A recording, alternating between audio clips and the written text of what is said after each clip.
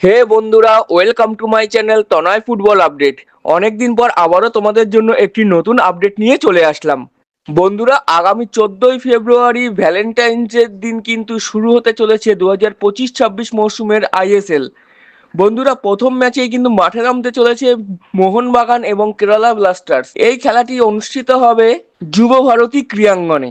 তো বন্ধুরা, আগামীকালের ম্যাচে তোমরা কার জয় দেখতে চাইছো সেটা কিন্তু অবশ্যই কমেন্ট করে জানাও।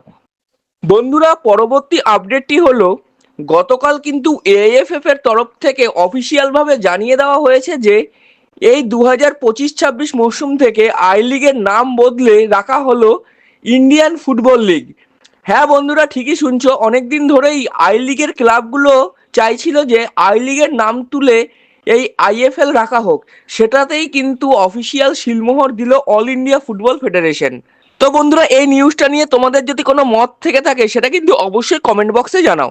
বন্ধুরা, পরবর্তী আপডেটটি হলো মোহনবাগানের একজন প্রাক্তন ফুটবলার জনি কাউকো। আশা করি তাকে তোমরা সবাই মনে রেখেছো। তো বন্ধুরা, এই জনি কাউকোকে কিন্তু সই করিয়ে নিয়েছে মুম্বাই সিটি এফসি। হ্যাঁ বন্ধুরা, এটা কিন্তু তারা অফিসিয়ালি জানিয়ে দিয়েছে। তো বন্ধুরা, তোমরা কতটা খুশি হয়েছো এই নিউজটা শুনে সেটা কিন্তু অবশ্যই কমেন্ট করে জানাও। আর আমার এই ভিডিওটি যদি তোমাদের ভালো লেগে থাকে তাহলে ভিডিওটি লাইক করো এবং ভিডিওটি শেয়ার করো এবং চ্যানেলটি সাবস্ক্রাইব করো। জয় হিন্দ, জয় ভারত।